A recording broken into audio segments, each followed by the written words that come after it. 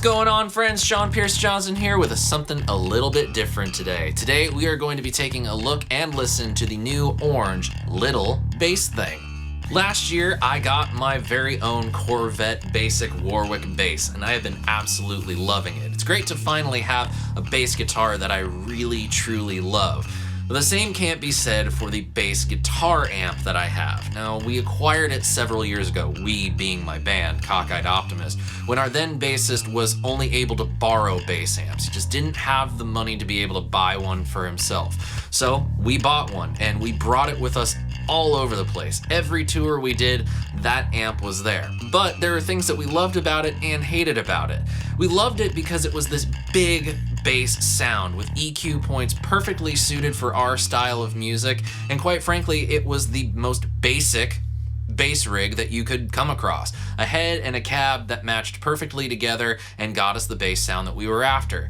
But it was big. It's a 600 watt bass amp head and a 4x10 cab. And when you're packing everything into a minivan to try to tour the west coast of the United States, it takes up a lot of room, especially when you have to haul around your own PA system. So when the opportunity came this year to finally check out an amplifier, a bass amplifier from my favorite guitar amp company of all time, that being Orange Amps, I jumped on the opportunity. And this is what it is, the little bass thing. And this thing is little, like really. This is a 500 watt solid state preamp, Class D power amp, bass amp, pushing a 1x12 OBC cabinet that Orange makes. It is massive, it sounds massive, and it's simple to boot. Has all these different features that I would want to see built into a modern bass amp, and married with this bass that I have grown to love so much, it's pretty much quickly becoming something that I don't want to have to send back to Orange.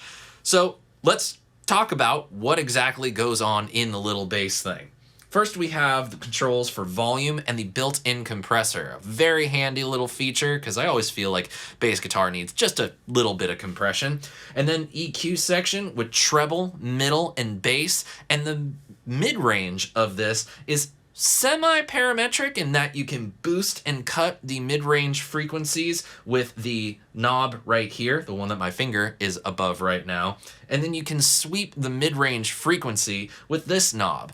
The other cool things are we have a pad on the input, which is great because I have an active electronics bass, but those pump out a bit more signal than a passive pickup, so by engaging that, we get a decrease in the input gain, so we're not completely slamming the front end and get a nice clean bass sound. But if you have a passive pickup, just go ahead and flick it to the left and you're left with that normal kind of amplifier input.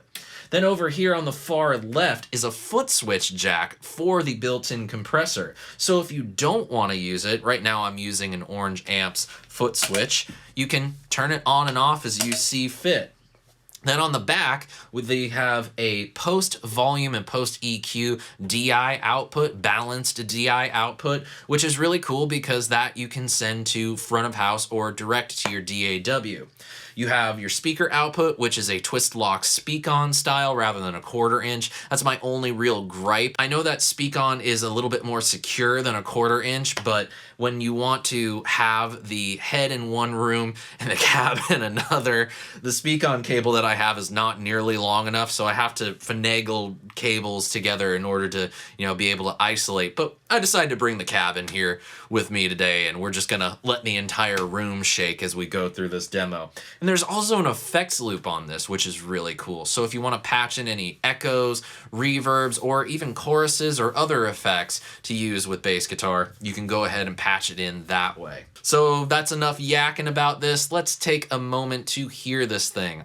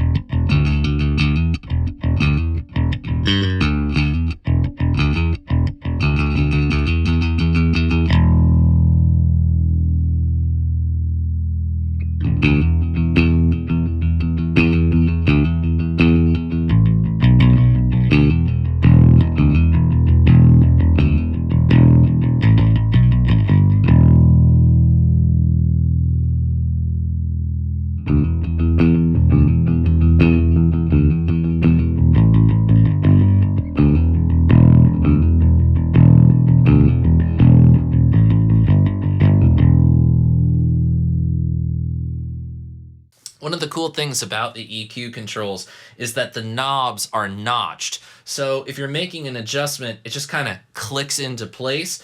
Some people like that, which on certain occasions I like myself, but then there are other people that don't like it so much, they just want that continuous control, and I can certainly see that being a benefit. But one of the things that is kind of nice about it is, say I have my treble set right here, and then accidentally, as I'm going and making some adjustments, I kind of feel the click happen.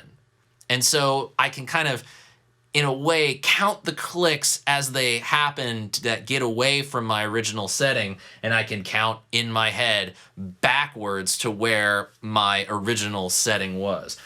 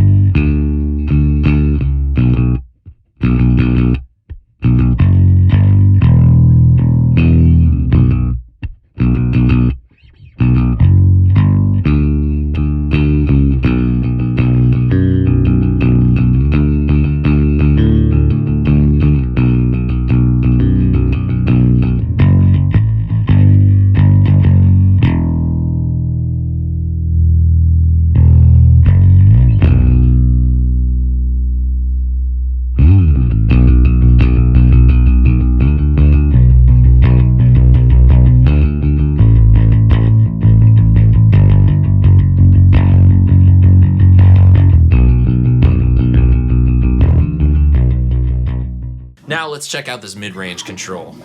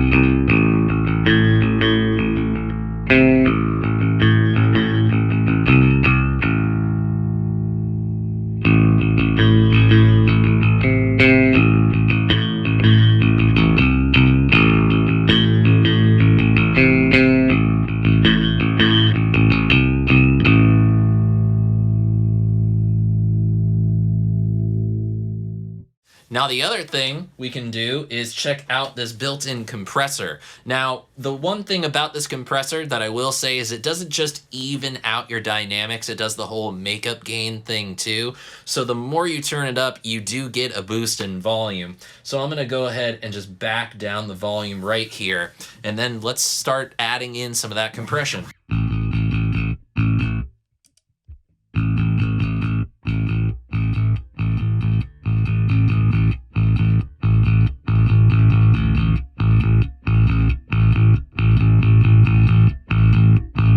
You can see the light starting to do, that's the compressor starting to do its work. Let's go ahead and pump up the volume just a little bit more.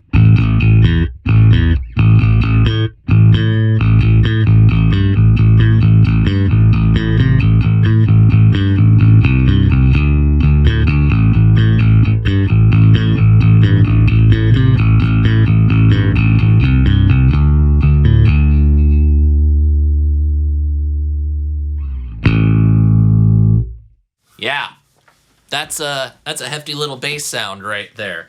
But there is the DI signal that we can also listen to as well. So using those same settings, I'm gonna flop back and forth between the microphone on the cab and the DI signal into the DAW. Now keep in mind, the DI is both post, volume, and EQ. So the EQ settings that we have here on the little bass thing are going to affect that DI signal.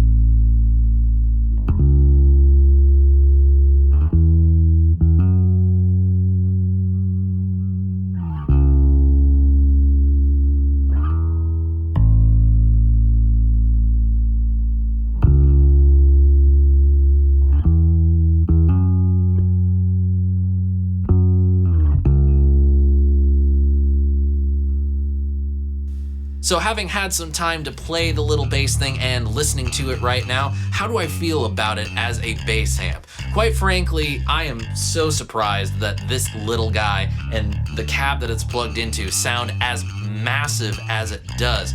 It's a little weird that Orange chose to match this with a 1x12 bass enclosure, because 12-inch speakers you don't usually associate with bass guitar. You more associate 10 or 15-inch speakers. But I gotta say, the 12-inch speaker matches really well with this little amplifier. And then the fact that this amplifier doesn't have a whole lot of bells and whistles outside of the necessities means that at its core, it's a great sounding amplifier. And everything that just gets added onto it means it's a more valuable gigging tool. I really wish I didn't have to send this back to Orange. Dear Orange, please let me keep it. I would love to. I didn't think I was gonna like it nearly as much as I did, but I really do enjoy it. It matches really well with the Orange bass butler, but that is another video. And in the meantime, I'd love to know what you guys thought of the little bass thing. Let me know what you think in the comments section below, and when you see it, click the subscribe button and ring that notification bell so that you never miss a future video. Until next time, my friends, I'm Sean Pierce Johnson, wishing you all out there great tone, good health, and happy stomping. Cheers, friends.